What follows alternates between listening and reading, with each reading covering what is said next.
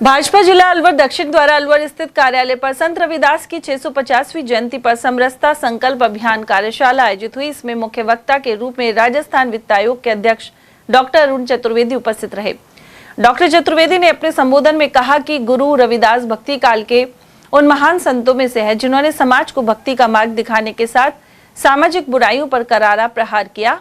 जब तक समाज से जातिगत विषमता समाप्त नहीं होगी तब तक एक सशक्त राष्ट्र का निर्माण संभव नहीं है। उन्होंने बताया कि केंद्र और राज्य सरकार की नैतिक जिम्मेदारी के अंतर्गत कार्य करते हुए अंतिम पंक्ति में खड़े व्यक्ति तक विकास की रोशनी पहुंच रही है। अरुण चतुर्वेदी ने बताया कि संत रविदास की 650वीं जयंती 30 जुलाई को वाराणसी में मनाई जाएगी और वहां से कलश देश के विभिन्न हिस्सों सहित राजस्थान में भरतपुर और जयपुर के अलावा अन्य हिस्सों में भी पहुंचेंगे। संत रविदास जी की 650वीं जयंती 29 तारीख को वाराणसी में उनके जन्म स्थान पर बनेगी और वहां से वहां की मिट्टी के कलश देश के प्रत्येक मंडल, जिले, मंदिर, सब प्रमुख स्थानों पर जाएंगे। 30 तारीख को भी वो कलश भरतपुर जिले से राजस्थान के पूर्वी द्वार भरतपुर से राजस्थान में प्रवेश करेगा और फिर धीरे धीरे प्रदेश की राजधानी में आने के बाद प्रत्येक जिले में वहाँ से कलश आपके यात्रा का कार्यक्रम बना। इस निमित्त ये 20 फरवरी तक कार्यक्रम बनने वाले हैं, जो प्रत्येक मंडल में कार्यक्रम होंगे, मंदिरों में होंगे, संत रविदास जी का मंदिर या बाकी सब मंदिर। इसके निमित्त भारतीय जनता पार्टी ने अपनी कार्यक्रम की योजना आज उसी नाते अलवर जिले की कार्यशाला रखी थी। सबने बैठ करके आने वाले दिनों में इसके संत रविदास जी का जीवन, उनके जीवन की प्रेरणा और उससे हम सबको सीखने का विषय ये आम जन तक पहुँचाने के नाते से आज की बैठक का कार्यक्रम। इसमें आपने जो समरसता का मैसेज दिया है, समरसता का, उनके साथ राष्ट्र का, साथ ही कोई काम छोटा नहीं होता, इसका संदेश भी सब संदेश संत रविदास जी ने है। सारे संदेश हम नीचे तक पहुंचाएं, इस संदेश को इस नाते से कार्यक्रम की योजना। क्या पार्टी जैन जी के साथ भी कोई समरसता का कार्यक्रम बनाने की प्लानिंग कर ली है या उसकी जरूरत है? जवान जीवन के, समाज के सब अंग, वो चाहे किसी आयु व्यय के हों, उन सब के साथ भारतीय जनता पार्टी का नियमित संवाद है। हम लगातार रहते हुए उन विषयों को समझते भी हैं और उनके निदान की दिशा में काम भी करते हैं। वहीं वन एवं पर्यावरण मंत्री संजय शर्मा ने कहा कि संत रविदास ने मन चंगा तो कटौती में गंगा के जरिए सिखाया कि आंतरिक पवित्रता और ईमानदारी से किया गया कर्म ही ईश्वर की सच्ची भक्ति है। मंत्री शर्मा ने कहा कि समरसता संकल्प अभियान केवल एक कार्यक्रम नहीं बल्कि जन आंदोलन है। उधर भाजपा जिला अध्यक्ष अशोक गुप्ता का कहना था कि संगठन और समाज का मूल आधार समरसता और बंधुत्व है। वहीं जिला संगठन प्रभारी भानु प्रताप सिंह एवं पूर्व विधायक जयराम जाटव ने भी कार्यशाला को संबोधित किया।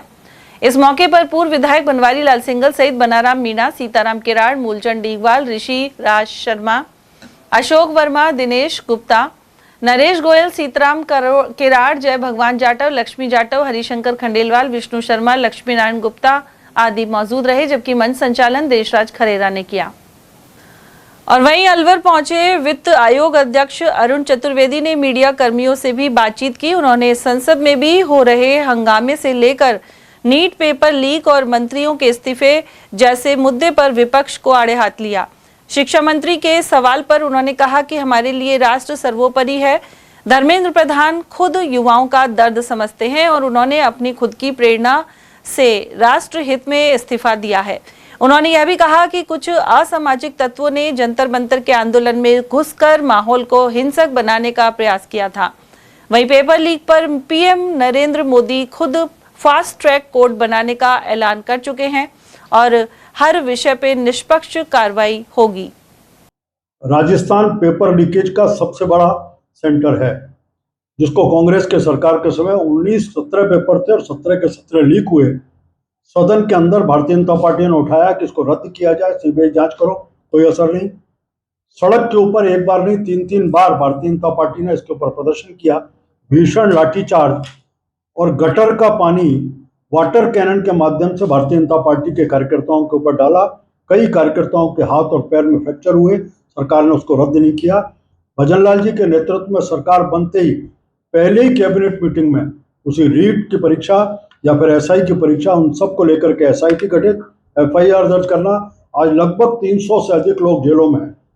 अभी तक 383 के आसपास परीक्षा 2.5 साल में कराई है, पारदर्शी तरीके से। 1,78,000 लोगों को नौकरी दे दी। अगले वर्ष का कैलेंडर जारी है, कहीं लीकेज की बात नहीं। अंतर है भारतीय जनता पार्टी कांग्रेस। केंद्र में देखें तो केंद्र की सरकार इस विषय पर अड़ियल नहीं थी। जैसे ही नीट की परीक्षा का रद्द होने का आया, उन्होंने तुरंत उसकी रद्द भी की, उसको लीक होने का आया तुरंत उसको रद्द किया, सीबीआई को जांच दी।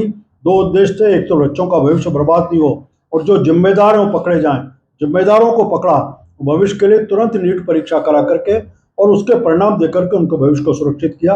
ये अंतर है भारतीय जनता पार्टी और कांग्रेस में। इसलिए जनता इस अंतर को जानती है कि भारतीय जनता पार्टी आज युवाओं के साथ है और देश के हर नागरिक के विषय को संवेदनशीलता से चिंतन। आज लोकसभा में उन्होंने बैनर लगा दिया विपक्ष के नेताओं ने कि पहले वोट चोरी,